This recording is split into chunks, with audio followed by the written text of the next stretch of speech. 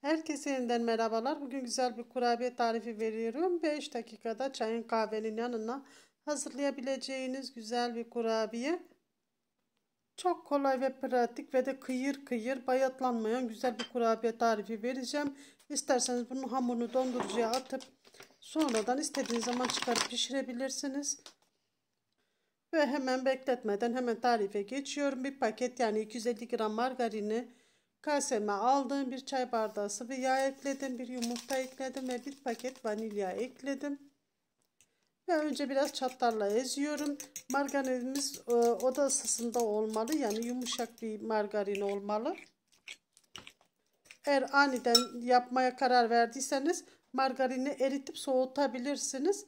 Yani bekletmenize gerek yok. Hemen tarife geçebilirsiniz. 3 yemek kaşığı nişasta ekledim. Ve 4 su bardağı un ekledikten sonra bir paket kabartma tozunu da ekliyorum. Ve karıştırıyorum. Kabartma tozunu unutuyorum. Sonradan ekliyorum. Siz hemen unla beraber ekleyebilirsiniz. Her zaman kabartma tozları unla beraber karıştırılır, eklenilir. Yoksa acımsı bir tat verir. Önce biraz çatalla karıştırdıktan sonra şimdi ellerimle yoğuruyorum. Yumuşak gelirse un ilavesi yapabiliyoruz. En son unu yavaş yavaş ilave ediyoruz. Şimdi bir bardak unu yanıma aldım. Yavaş yavaş ilave edeceğim. Tam yarım su bardağı da un aldı. Yani toplamda 4,5 su bardağı un almış oldu. 3 yemek kaşığı nişasta ve 4,5 su bardağı un aldı toplamda. Ve hamurumu güzel yoğuruyorum. Böyle ele yapışmayan yumuşak macun gibi olacak. Macun gibi bir hamur elde ediyoruz.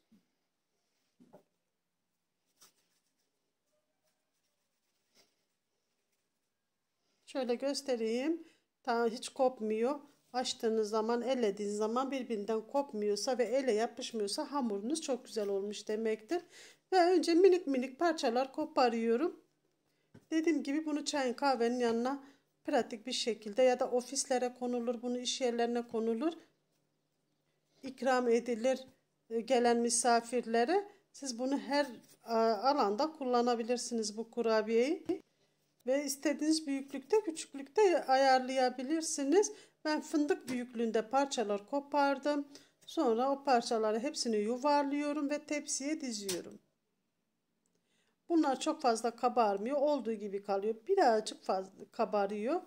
Ve fırına veriyorum. 180 derecede 5-10 dakikada hemen pişiyor. Mutlaka gözetim altında tutun. Çok çabuk pişiyor. Kürdanı batırın. Hemen kürdana yapışmıyorsa pişmiş demektir.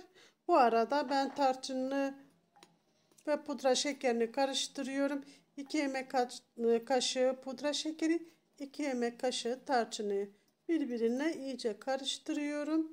Bunu üzerine serpiyoruz. Bu çok güzel bir tat veriyor. Çok güzel bir aroma veriyor. Hemen fırından çıkarır çıkarmaz bunu ekleyeceğiz ki kurabiyelerimize yapışsın.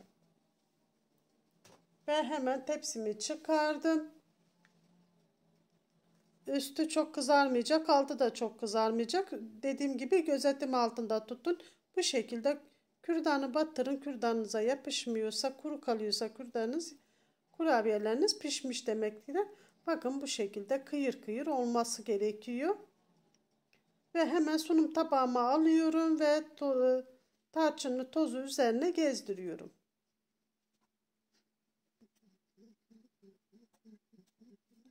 Siz fırından çıkarır çıkarmaz hemen üzerine ekleyin. Ben şimdi sunum yapacağım için en üste dökeceğim için önce tabağa alıyorum.